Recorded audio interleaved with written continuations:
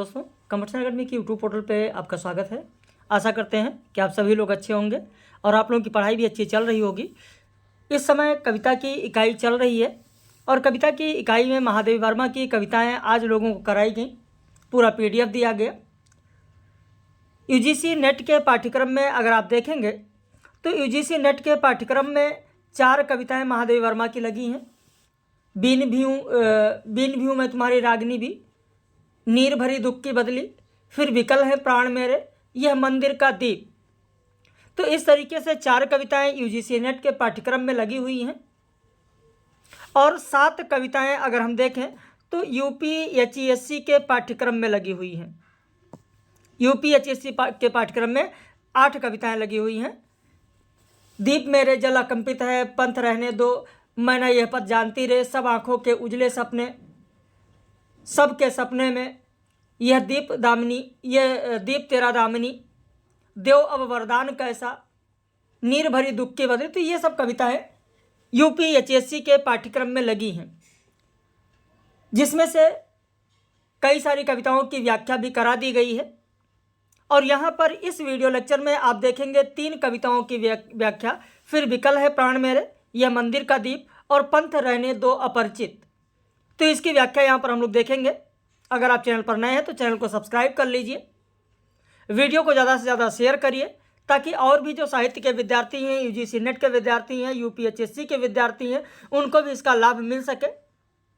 और अगर आप भी जुड़ना चाहते हैं, पेड बैच ज्वाइन करना चाहते हैं, तो आप भी हमारे इस नंबर पर फ़ोन करके व्हाट्सएप करके जानकारी ले सकते हैं। UGC नेट के लिए, MPPSC के लिए भी नोट्स दिया जा रहा है, क्रैश कोर्स चल रहा है, UPHESC के लिए भी बैच चल रहा है। तो चलिए शुरू करते हैं आज के इस महत्वपूर्ण वीडियो लेक्चर को। वैसे सबसे पहले महादेवी वर्मा के बारे में मैंने आप लोगों को एक स्पेशल लेक्चर दिया है। महादेवी वर्मा का साहित्यिक परिचय, इनका साहित्यिक परिचय दिया गया और साहित्यिक परिचय में आप देखेंगे कि उनकी जितनी रचनाएं हैं, सारी रचनाओं की बात हम लोगों ने की। जैसे निहार, रश्मि, नीरजा, सांध्य, दीप शिखा, हिमालय, सप्तपर्णा, प्रथम आयाम, अग्निरेखा,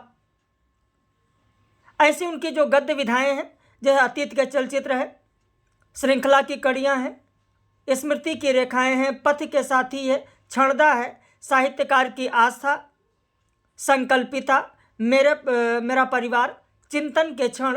तो ये सब आपको दिया गया। जो महत्वपूर्ण संकलन है उसकी भी बात की गई। यामा, संधिनी, स्मृति चित्र, तो ये सब जितने हैं, परिक्रमा, संभाषण, आत्मिका, दीप गीत, इन सब की बात की गई, पूरा आपको बताया गया, पूरा परिचय दिया गया। तो अब यहाँ पर सिर्फ और सिर्फ हम लोग जो बात करेंगे वो महादेवी वर्मा की जो कविता है उसी की व्याख्या की बात करेंगे। फिर विकल है प्राण मेरे, सांध्य गीत में संकलित है यह कविता। फिर विकल है प्राण मेरे, आप लिखना चाहें तो लिख ले। सांध्य गीत काव्य संग्रह में संकलित है यह कविता, सांध्य गीत। और इस कविता में एक तरीके से आत्म परिचय, यह अपने, कई आलोचकों का मानना है कि उन्होंने अपने बारे में एक तरीके से लिखा है, लेकिन यह पूर्णतः सत्य नहीं है। फिर विकल है प्राण मेरे, तोड़ दो यह क्षितिज मैं भी देख लूँ, उस ओर क्या है जा रहे जिस पंथ से युग कल्प, उसका छोर क्या है, क्यों मुझे प्राचीर बनकर आज मेरे श्वास घेरे। तो यहाँ पर महादेवी वर्मा द्वारा कहा गया कि प्राण की सहज वृत्ति क्या होती है। प्राण की सहज वृत्ति होती है जड़ता और ससीमता। तो जड़ता और ससीमता के विपरीत चेतना एवं व्यापकता का सफल अभियान एवं परिणाम विजय से मानती हैं। उनकी चिरंतन अतृप्त जिज्ञासा परंपरा द्वारा पकड़ाई गई मान्यताओं से तुष्ट होकर शांत बैठने वाली नहीं है और वो कहती हैं कि मेरा चैतन्य सत्ता क्षितिज की संकीर्णाकार प्रचीरों के पार का दृश्य देखने को आतुर है। प्राण भौतिक श्वास प्रश्वास में नग्न जीवन विधि की व्यवस्था में बंध कर रहने की अपेक्षा आत्मा की शाश्वत सत्ता को मान्यता देता है। और आत्मा जो है ये एक जगह बंध कर नहीं रह सकता है। श्वास का आशय यहाँ आत्मा से है, ये एक जगह बंद कर नहीं रह सकता। सिंधु की निस्सीमता पर लघु लघु लहर का लाश कैसा, दीप लघु सिर पर धरे आलोक का आकाश कैसा, दे रही मेरी चिरंतनता क्षणों के साथ फेरे। तो यहाँ पर महादेव वर्मा द्वारा कहा गया कि प्राण भौतिक श्वास प्रश्वास में नगण्य जीवन विधि की व्यवस्था में बंधकर रहने की अपेक्षा आत्मा की शाश्वत सत्ता को मान्यता देता है। और आत्मा सागर के समान असीम है। उसमें सत्संग में या आत्मा का परमात्मा से सत्संग में जीवन मरण की जो लघुर्मियाँ हैं वो अनंत बार बनती बिगड़ती रहती हैं। भौतिक जीवन का छोटा सा दिया अपने मस्तक पर शाश्वत विद्यमानता का आकाश कैसे धारण किए है, यह निसंदेह एक पहेली है जो परोक्ष नाशवान क्षणों में नाशरहित अनंतता की ओर संकेत करता है। भाई ये तो कहा गया कि बिंब ग्रहता कणों को सलभ को चिरसाधना दी, पुलक से नभ भर धरा को कल्पना में वेदना दी, मत कहो हे विश्व झूठे हैं अतुल वरदान तेरे। यानी इन प्राणों ने ही जड़ मृतिका के अणु परमाणु का संगठन करके दृश्य जगत का बिंब चेतना के दर्पण पर ग्रहण करने की शक्ति उत्पन्न की है। पतंगा, कीट पतंगा समझते होंगे, तो पतंगा अपनी भौतिक क्षणभंगुरता को भूलकर इन्हीं प्राणों की प्रेरणा से दीपक पर अपने प्राणों की आहुति देकर अपनी साधना को उत्सर्गमयी सिद्धि में परिणत करता है। और इन्हीं प्राणों के सेहरन आकाश के स्निग्ध रोमांच और धरती को आसुरसिक्त पीड़ा से भर देती हैं। हे संसार के लोगों, तुम्हें प्राणों द्वारा प्रदत्त इस अनुपम वरदान को मिथ्या घोषित नहीं करना चाहिए, झूठा घोषित नहीं करना चाहिए। आगे कहती हैं कि नभ डुबा पाया न अपनी बाढ़ में भी, क्षुद्र तारे ढूंढने करुणा मृदुल, घन चीर कर तूफान हारे, और अंत के तम में बुझे क्यों आदि के अरमान मेरे। आकाश असंख्य झंझावतों के नगण प्राय नक्षत्र दीपों को बुझा नहीं पाया। प्रलय के छोटे से थपेड़े उन घनघोर मेघों को बार बार विदीर्ण करके भी उनकी कोमल करुणा की जो सत्ता है उसको नष्ट करने में असफल ही रहे। फिर भी मेरी आकांक्षाएं तो बहुत हैं, उनमें प्रागैतिहासिक काल की सत्य मुद्रित है, और इन्हीं ही महाकाश के भय से मैं असमय में क्यों काल कवलित कर दूं। तो ये कहा गया है इस कविता में। इसके बाद अगर अगली कविता पर हम आए तो जो अगली कविता है वह अगली कविता है, यह मंदिर का दीप इसे नीरो जलने दो। यह मंदिर का दीप इसे नीरो जलने दो। यहां पर आप देखेंगे नीरो जलने दो, नीरो जलने दो से आशय क्या होगा। नीरो जलने दो मतलब खामोशी के साथ या खामोशी से अपना काम करने दो। रजत शंख घड़ियाल स्वर्ण वंशी वीणा स्वर, यह रजत शंख घड़ियाल मतलब चांदी के रंग के शंख और घड़ियाल यानी पूजा से प्रयुक्त एक वाद्य यंत्र। स्वर्ण वंशी वीणा स्वर यानी सोने की तरह मोहक बांसुरी और वीणा स्वर।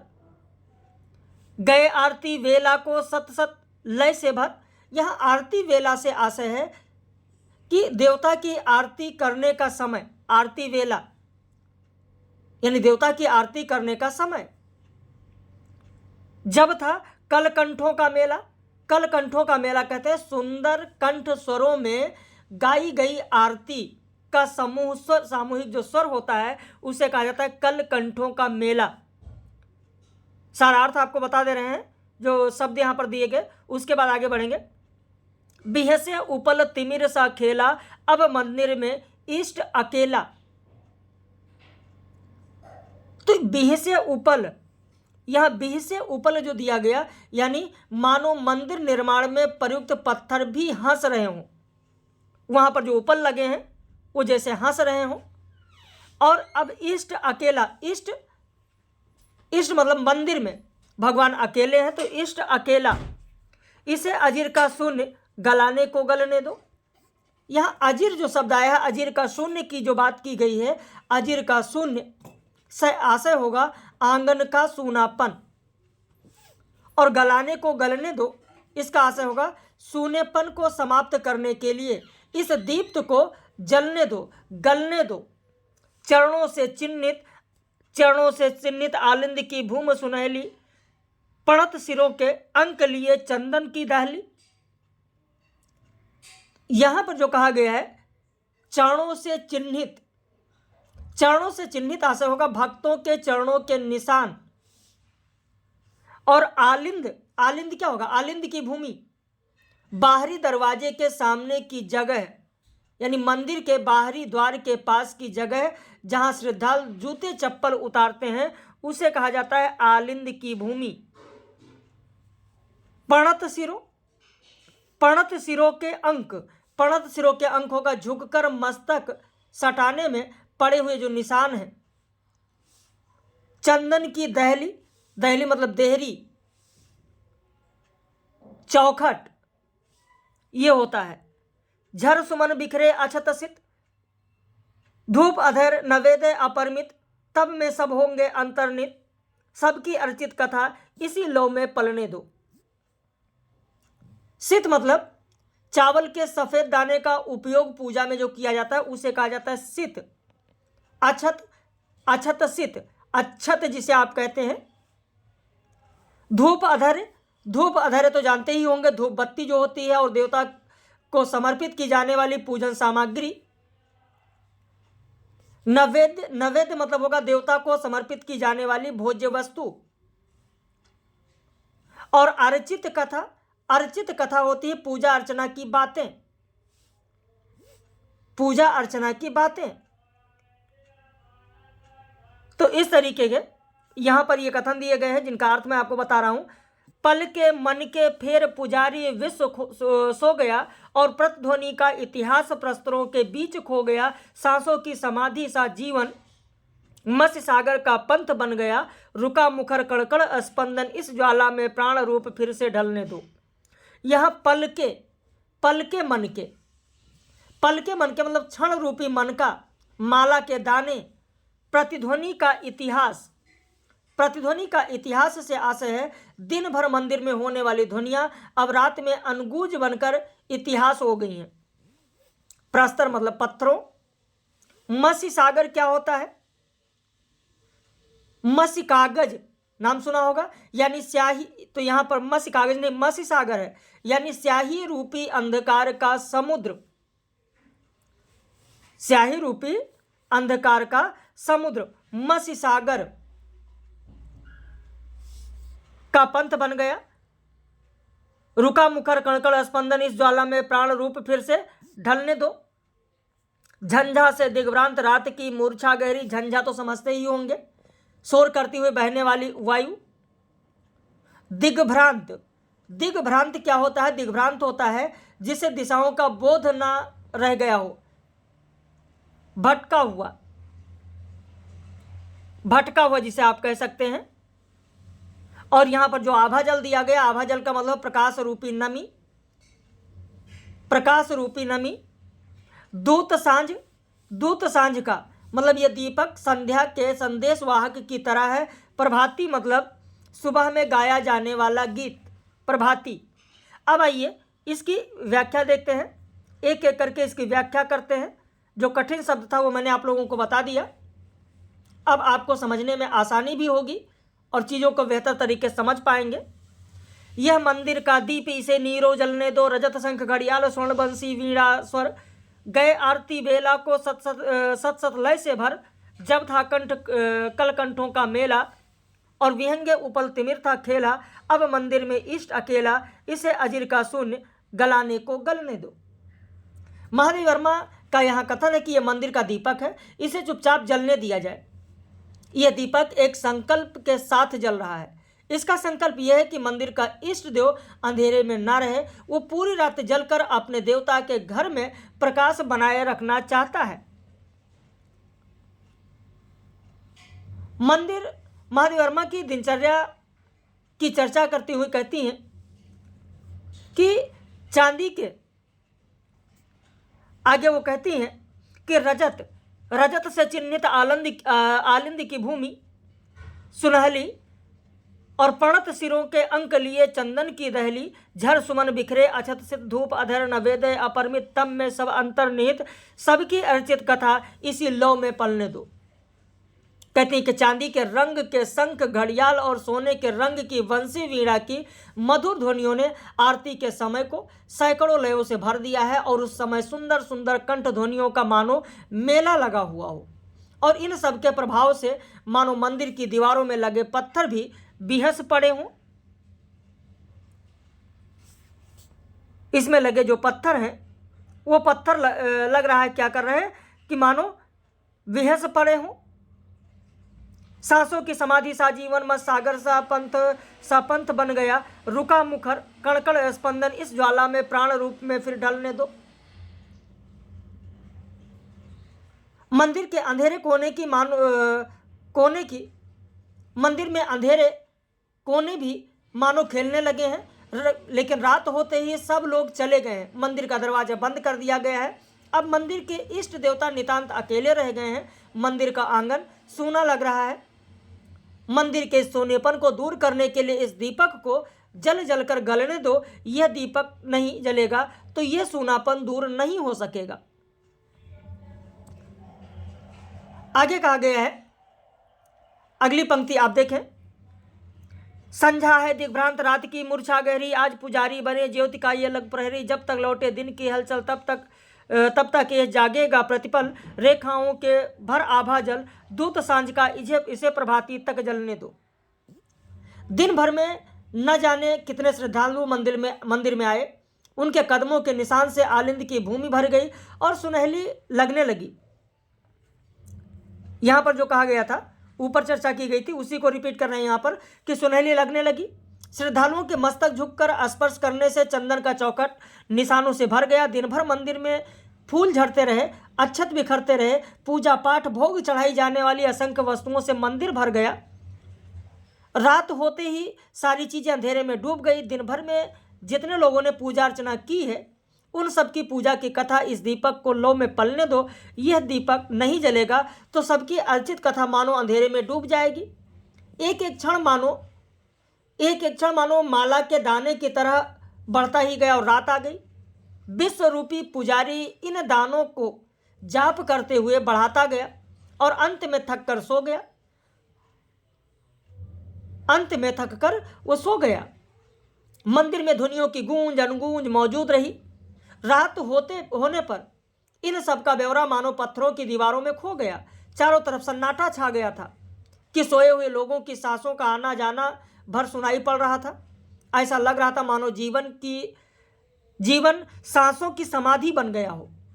चारों तरफ अंधेरा ऐसा फैल गया मानो स्याही का समुद्र फैल गया हो, और उस तक जाने के रास्ते बिखरे हों। रात में सब कुछ इतना खामोश हो गया कि मानो कण कण की गतिशीलता और मुखरता स्थगित हो गई। दीपक की ज्वाला में इन सब खोई हुई चीज़ों को अपना रूप प्राप्त कर लेने दो और उन सब में प्राण तत्व का संचार हो जाने दो। अगर दीपक नहीं होगा तो ये सारी चीज़ें अंधेरे में डूब जाएंगी। रात हो गई है। शोर करती हुई वायु प्रवाहित हो रही है, और जो वायु प्रवाहित हो रही है वह ऐसा बह रही है मानो वह अपनी दिशा भूल गई हो, उसे दिशा का भ्रम हो गया हो, दिग्भ्रांत हो गई हो। कभी इधर से कभी उधर से बहती है हवा, और रात ऐसे सो गई है मानो गहरी बेहोशी में चली गई हो। मेरी इच्छा है कि आज यह दीपक पुजारी बन जाए, वह प्रकाश का एक छोटा सा प्रहरी बन जाए, प्रकाश का लघु प्रहरी, छोटा सा प्रहरी बन जाए, और जब तक दिन की हलचल लौट आए तब तक के लिए यह साधक दीपक जागता रहेगा। यह रात की प्रत्येक अंधेरी रेखा में रोशनी की सजलता को भर देगा। यह दीपक शाम के दूत की तरह है, इसे प्रभाती गाए जाने तक जलने दो। तो ये कहा गया है इस पंक्ति में। और इस कविता में आप देखेंगे 24 और 16 मात्राओं की पंक्तियां हैं। 24 और 16 मात्राओं की पंक्तियों का प्रयोग किया गया है। इसमें जो दीपक है वो दीपक को किसका प्रतीक बताया गया? दीपक को साधक का प्रतीक बताया गया। ऐसे भी प्रश्न परीक्षा में आपसे पूछे जा सकते हैं कि दीपक को किसका प्रतीक बताया गया? तो साधक का प्रतीक बताया गया है। अब इसके बाद में जो अगली कविता है, पंथ रहने दो अपरिचित। पंथ रहने दो अपरिचित, ये भी आप देखें, ये दीप शिखा में संकलित है। कहीं पर लिखना चाहें लिख ले, दीप शिखा। दीप शिखा, दीप शिखा में संकलित है। 1942 में दीप शिखा का प्रकाशन हुआ था, दीप शिखा में संकलित है। इस कविता में क्या कहा गया है?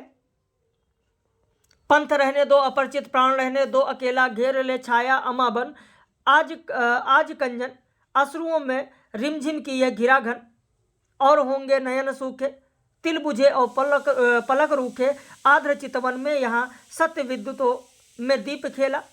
यहाँ पर कहा गया है, इस पूरी कविता में अगर देखें तो महादेवी वर्मा का यह कहना है कि मैं जिस रास्ते पर चलना चाहती हूँ वह मेरे लिए नया हो सकता है, अपरिचित हो सकता है। उस रास्ते की कठिनाइयों का अनुमान मुझे नहीं भी हो सकता है। ये भी हो सकता है कि इस यात्रा में मेरी सहायता करने वाला कोई ना हो। संभव है कि मेरा सहारा केवल मेरा आत्मबल हो, तब भी कोई बात नहीं। महादेवी वर्मा पूरे विश्वास के साथ कहती हैं कि पंथ को अपरिचित होने दो और मेरे प्राणों को अकेला रहने दो, मैं पीछे नहीं हटूंगी। यह रास्ता प्रिय तक पहुंचाने वाला है। यह कविता, इस कविता में आप देखेंगे दो अर्थ निकलते हैं, दोहरे अर्थ वाली यह कविता है।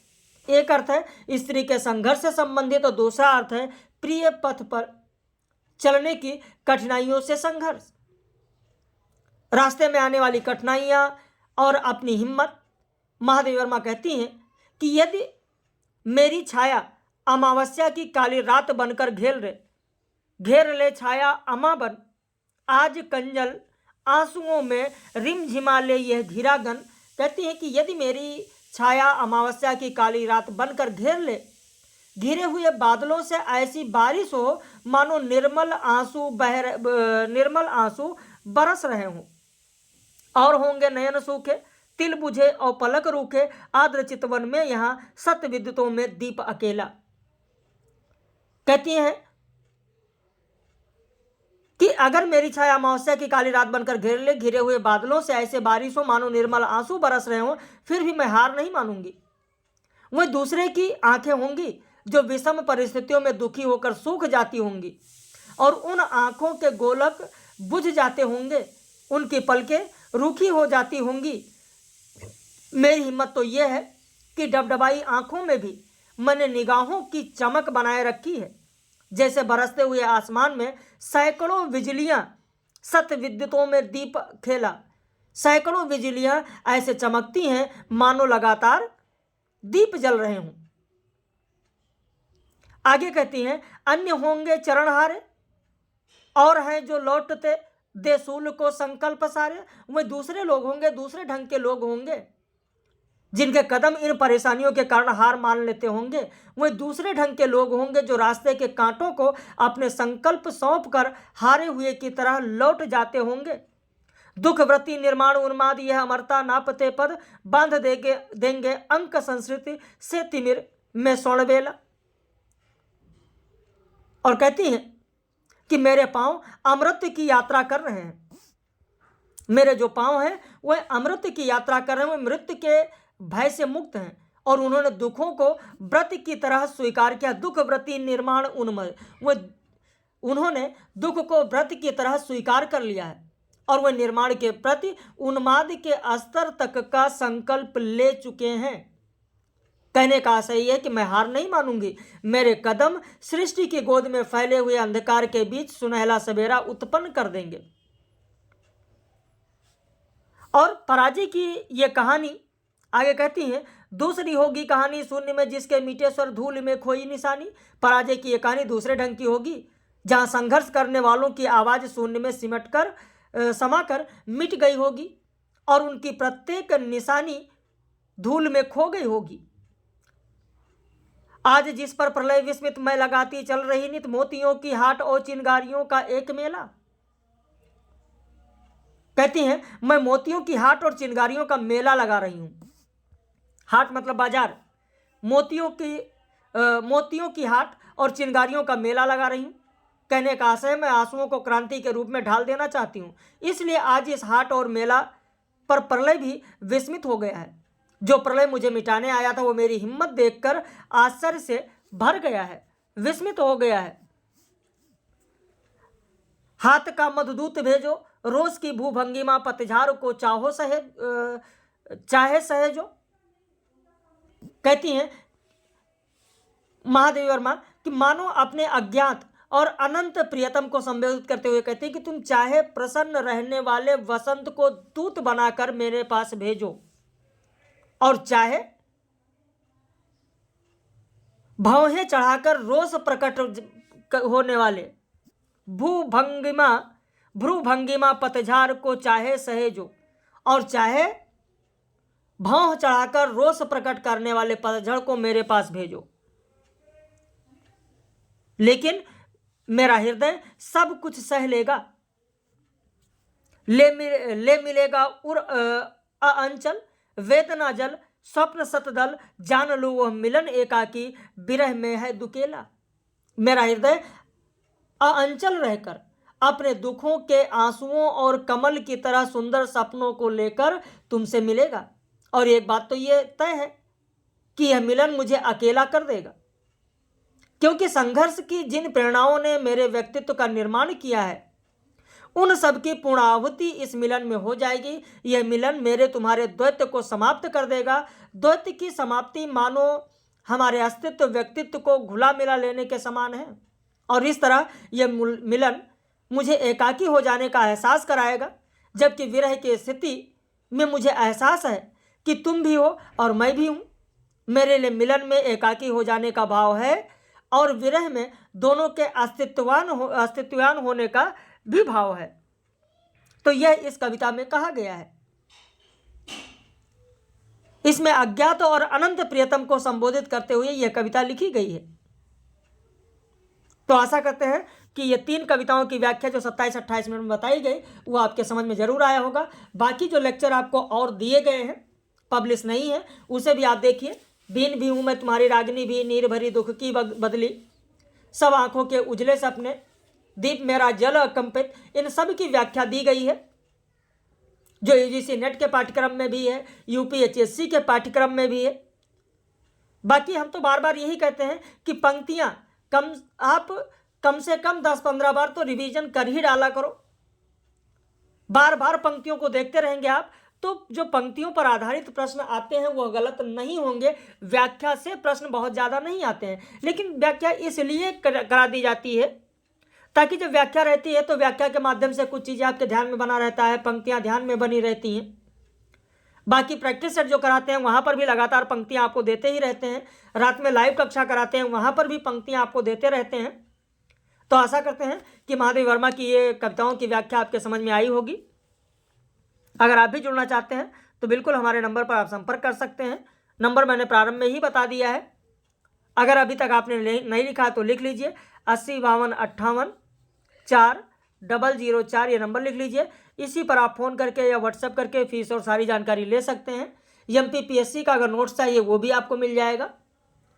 यूजीसी नेट का बैच चल ही रहा है, यूपीएचएससी का चल रहा है। छत्तीसगढ़ असिस्टेंट प्रोफेसर के लिए अगर जुड़ना चाहते हैं तो भी आप जुड़ सकते हैं। तो हम लोग फिर मिलेंगे ऐसे ही पब्लिश वीडियो में किसी और दिन।